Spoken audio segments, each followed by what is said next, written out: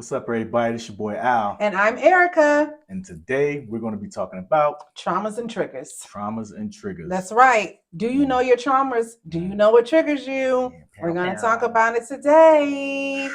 See you soon.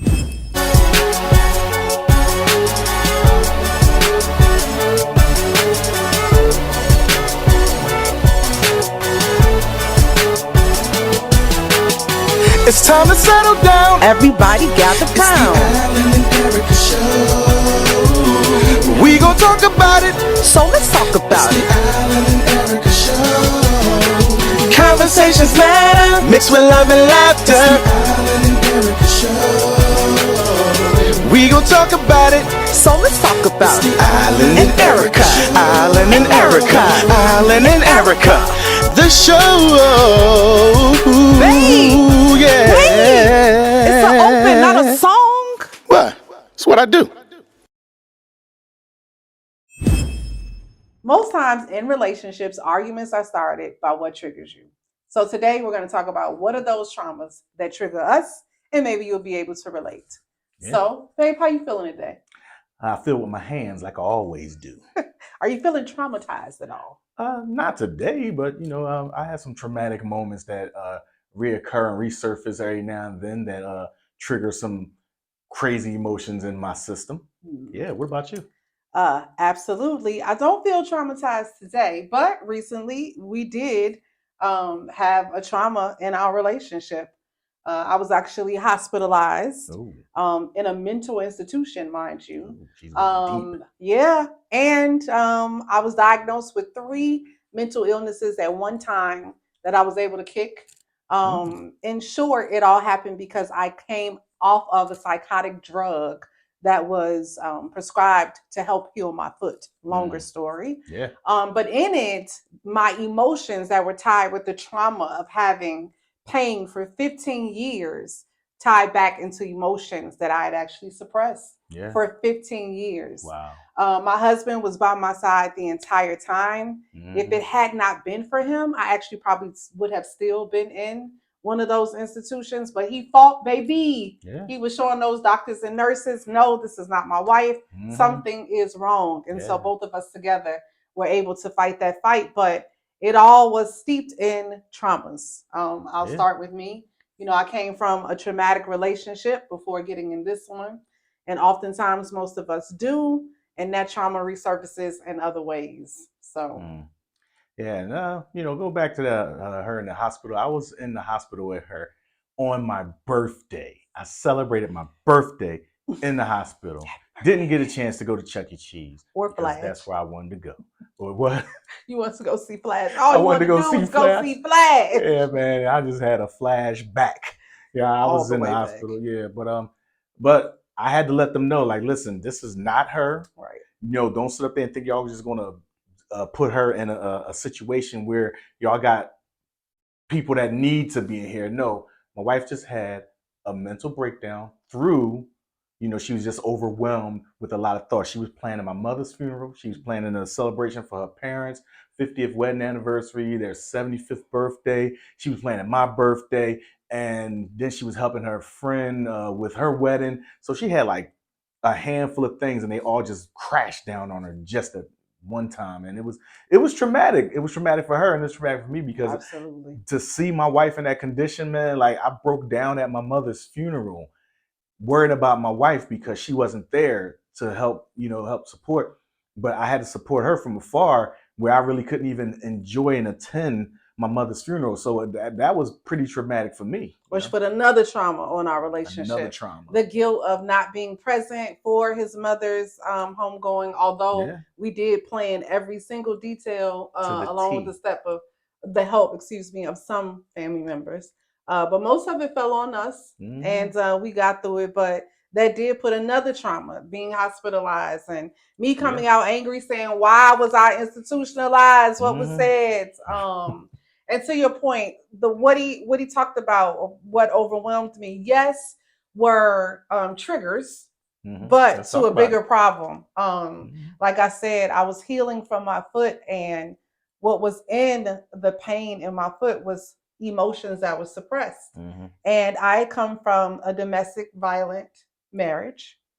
A lot of people don't know that, including myself, because I went through the marriage and no one knew. I didn't tell anyone. I was still doing great at my job. In fact, I got 3 promotions in less than a year. And so I buried myself in my intellect. That's my hiding place. I can come out very intelligent. I can be outgoing, and you will never know the emotional trauma that I'm experiencing in my own home. So behind your smiles. Yes. And so that's what I did. And I even wasn't, when I came out of it, completely honest with myself. There were times that I almost lost my life. And so what I learned about suppressed trauma is that at some point you have to face the trauma in real time. In real time. And so in the middle of me planning let me say, I was already in the midst of healing. I was already going through the necessary steps to heal the emotional trauma that was also entangled with my foot when we got the news that his mother was sick. And so, in the middle of that, we go to Ohio. We had the task of putting together her death plan. I don't know if anybody has had to do that, but that is not an easy task. Nope. And so, we did that together as a Driving family. back from Ohio, what was that, 7 hours? Yep. That was after we got there and realized that we had to put together this death plan. Yeah. We put together the death plan, and then we actually have to see it executed. Yeah. So you want to talk about on the way back? Yeah, just on the way back, it was just heart wrenching, man. Like, just to think, my mother's not going to be here anymore.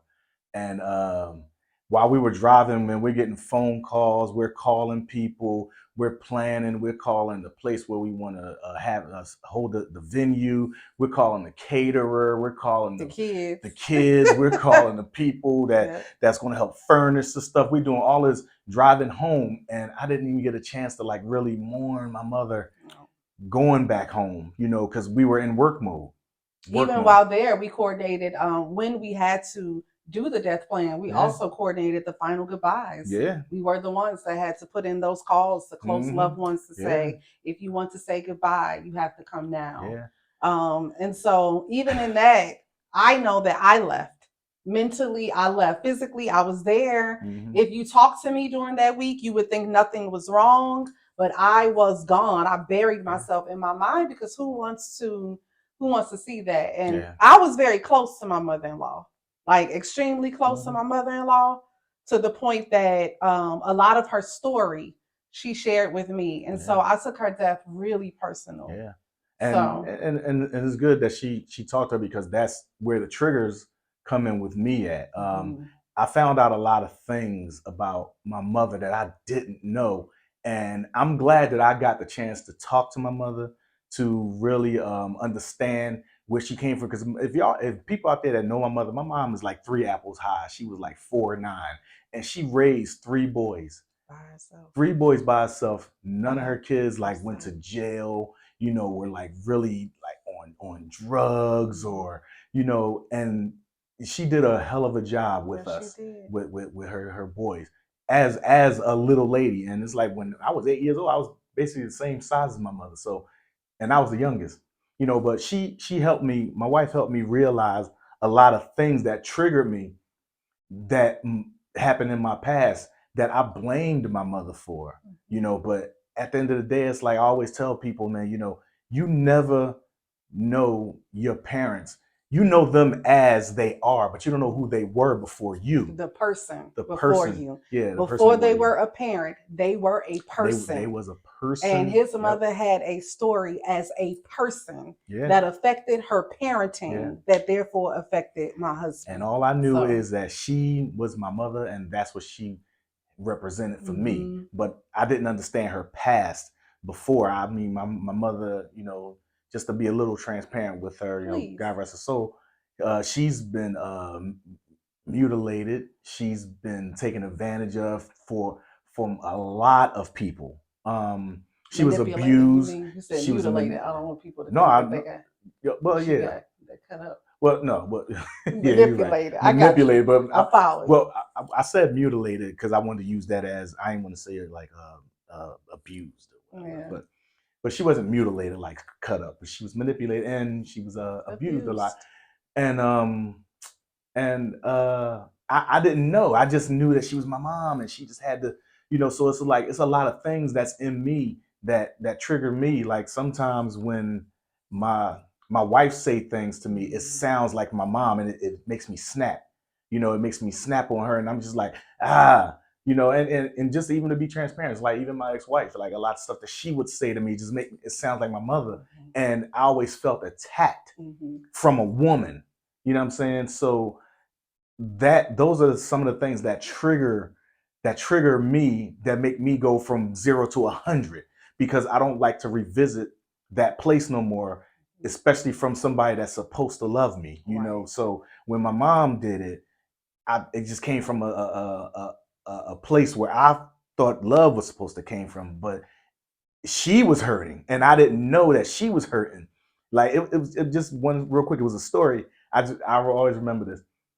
My mom was she had to be I was maybe 7 or 8, so she had to be 28.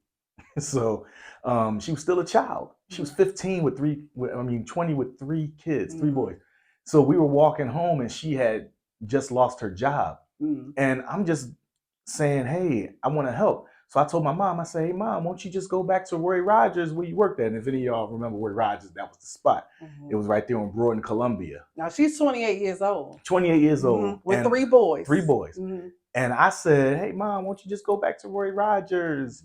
And she looked at me and slapped the dog shit out of me. And I said, I'm looking at her like, what that? She like, and then she took me back to her friend's house. Was like, would you believe he gonna tell me to go back to Roy Rogers? And I was like, but I'm 8. I was trying to help. Right. And that right there has always been a trauma for me, because I still deal with the trying to help, but I don't want to be wrong with the help.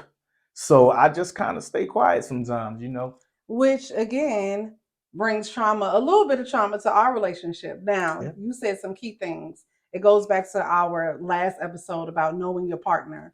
Because we took the time to get to know one another and get to know the parents, right? Get to know his mother and where that stems from.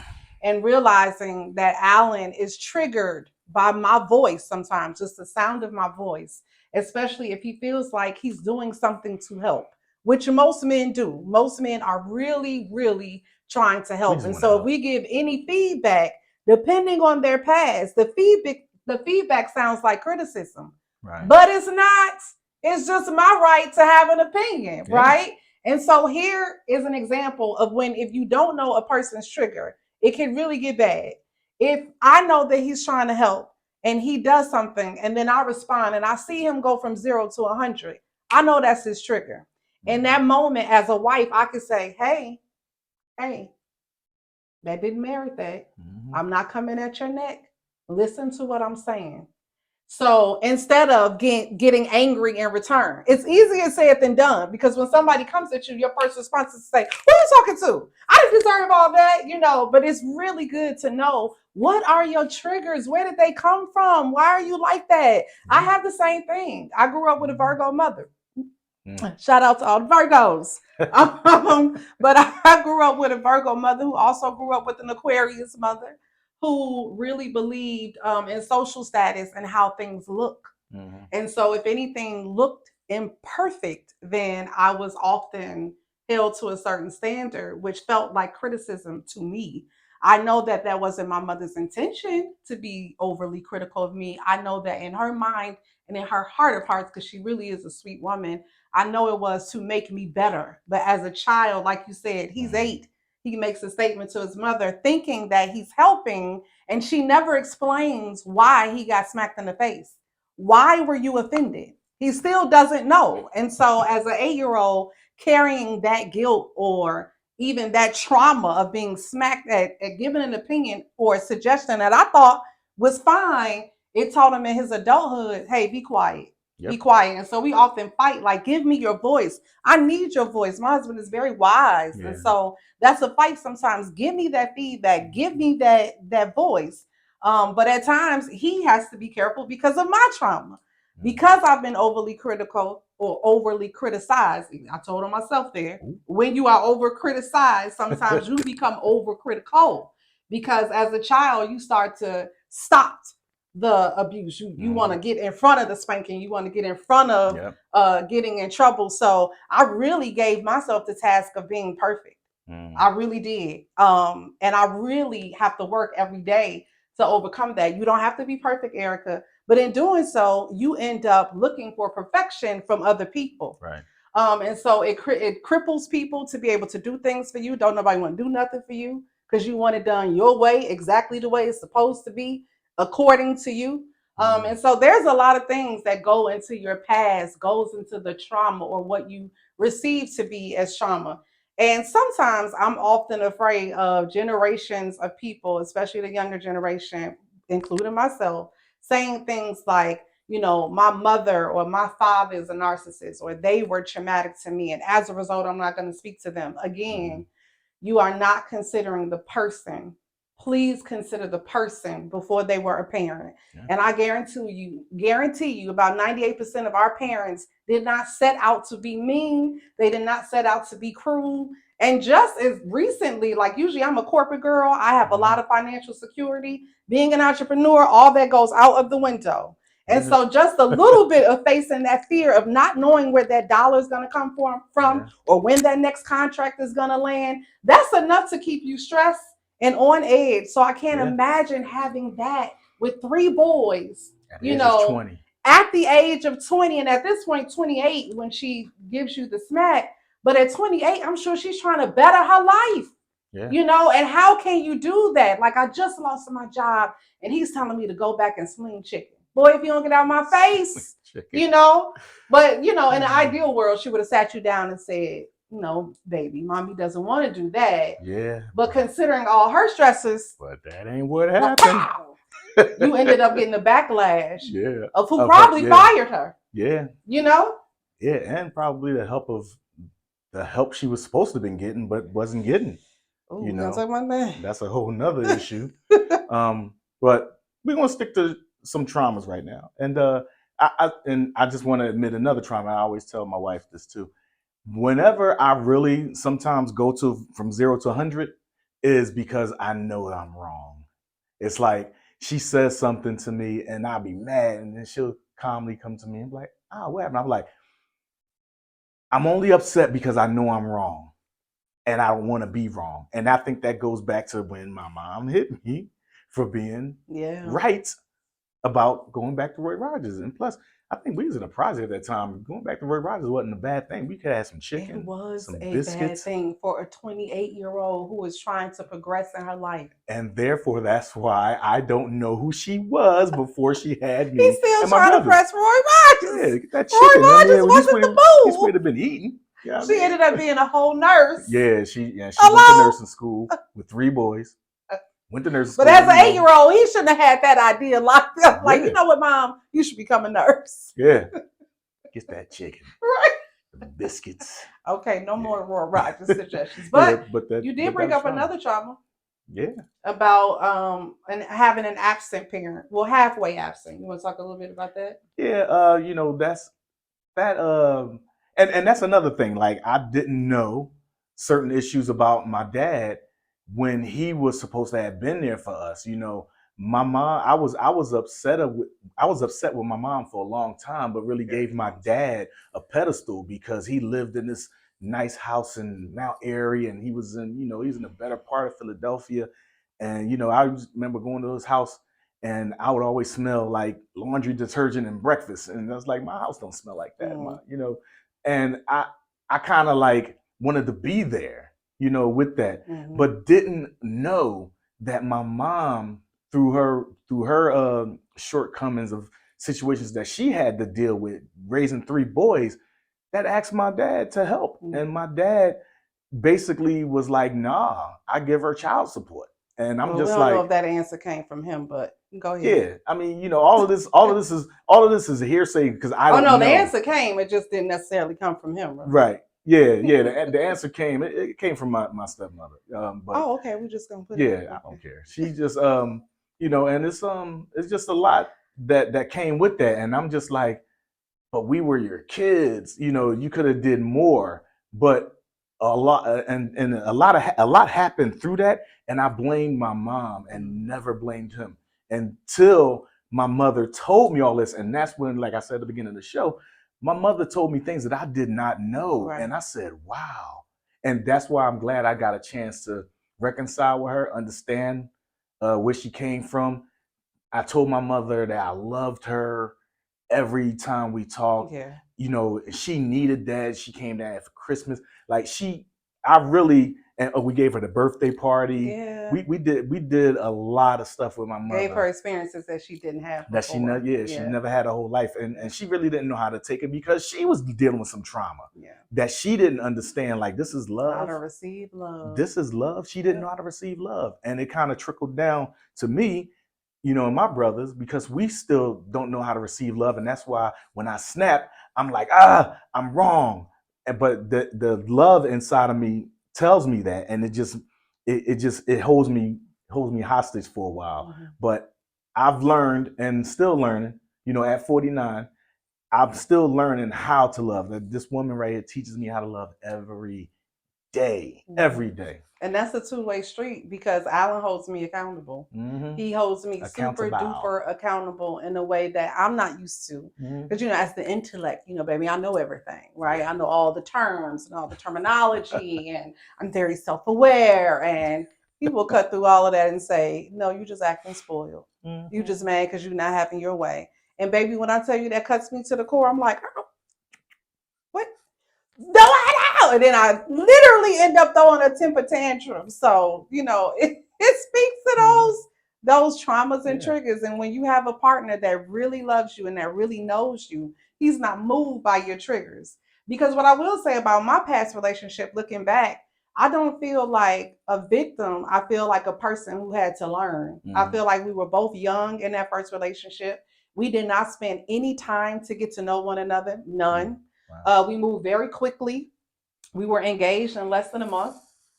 We had a little bit over a year to plan the wedding, and really we had no business getting married because we didn't know each other. And had I maybe had known him a little bit better, I would have understood some of those triggers. I did not understand the triggers, which meant he went from 0 to 100 a lot. And his was very physical. It started very verbal. Well, actually, it started emotionally, manipulative, and then just, you know, very much control. But I would imagine, just thinking the best of every person, that as a man, his real intent was to make the relationship great, right? Mm-hmm. But when you're young and you don't understand how relationships work, you could really insert your way over the other person's will. Mm-hmm. And me, I bow down. I'm not used to a lot of, you know, like a lot of, rah-rah. In my family, we will get rah-rah, but rah-rah means nothing. Like literally, we will. Yeah. He's a witness. We will get rah to the rah. Okay. Yo, I thought and a fight was about to break out. Say, okay, love you, bye. Yeah, my family, a fight would have broke out. We had to break up somebody on the floor, like, get him there. Alan witnessed a family meeting. We had a family meeting a couple of Christmases ago. There was some hostility in the room. I'm sitting there with my fist balled up just in case, and my teeth gritted because I'm from Philly. And we don't do that. In our family, we bring the emotions to the table. It was straight up like, so you said this about this person. Let's put it all out. And we put it all out. My husband was like, and I was like, what you doing? What you doing? He like, y'all yelling and screaming. I'm like, no, this is how we talk. And when it was over, it was hugs. I love you, and I'll call you when I get home. I'm still with my fist balled up because I don't trust it. So when I come from a family like that, and I try to bring that rah-rah into this relationship, and later found out that that was a trigger for him. He grew up seeing his mother get rah-rah with men, and he decided that he would never allow a woman to do that. Mm. But you married a strong woman. So I'm not going to roll over. I'm going to have an opinion. I'm going to state my claim. I'm going to do what I want to do, you know? Mm. And so there were a lot of triggers that I still don't know, don't care to discuss. That's in the past. But it was a lot of triggering, and it created a lot of trauma. Yeah. And I wasn't honest about it with myself, but I have been. I made the necessary peace with it. I've overcome it. Thank God for my right-hand hitter, who also teaches me how to love. He's like, like he a whole man. Not saying that nobody else was, but I'm just saying he's a whole man, okay? And there are certain things that will not be tolerated in this relationship. It's just not going to happen. Yeah. So because I respect him and because I love him, it makes me move differently. If my actions or my behavior or even my verbiage, if I could tell that he's hurt by it, it is an immediate sign for me to get myself together. And that's really because of the love that I have for him and the love that I know he has for me. So triggers and trauma are a real thing. It's important to be honest about your traumas, first to yourself, then to your partner, and then really understand how those traumas create your triggers and cause you to respond in ways that may not be healthy. So hopefully, this conversation will lead you to sit down with your partner, talk about some things, get deep with it. Okay. Yeah, get to know. That's when we said it the last show. Get to know your partner. Ask them questions like, "Hey, what is this?" Like Joe said, "I want to know what turns you on." I had to say, but get to know. Get to know. Yeah, get to know your partner, man. Ask questions, man, because you don't want to get blindsided by some things later, and you be like, "Well, I didn't know that," and then and you can't handle it. Right. So, because I honestly, I've seen a lot of marriages on, people that I know, they got married for like a year and then they broke up. And the crazy thing is, like, yo, you couldn't stick that out and figure out what's wrong with that person. So the first time they argue with something, they be like, you know what, forget you. I don't want to beat you anyway. I don't beat you anyway. And then y'all split because y'all don't understand each other. Like, you get married for the sake of the look, but you have to understand the person. Like, you have to understand her. She has to understand me. You know what I'm saying? She has to know those things, man. And they always work out for a better relationship. If you didn't fight for me, I would have still been institutionalized. Yeah. If he didn't know the truth about my past, I don't know what another partner would have done because I wasn't myself. Somebody else could have easily laid me there and sat me there and said, "Hey, if that's what they're saying that she has," they labeled me with bipolar, schizophrenic, and anxiety, all three, and put me on psych meds. So thank God for the 3 Black doctors that were there, the 3 Black women that were in that facility that said, I don't think that's her story. And thank God for my husband, my mother, and my father, who were main advocates on the other line saying, ain't no way. Get her out of there. And I could have been sitting here today, not in my natural state, on 3 prescribed psychotic drugs if it were not for the people who love me. So know your past, know your trauma, be honest about your trauma, understand how it triggers you, and get you some real people in your camp, okay? So that's our show today, babe. Once again, I'm Erika. And I'm Al. And this is the Alan and Erika Show. See you next time. Bye.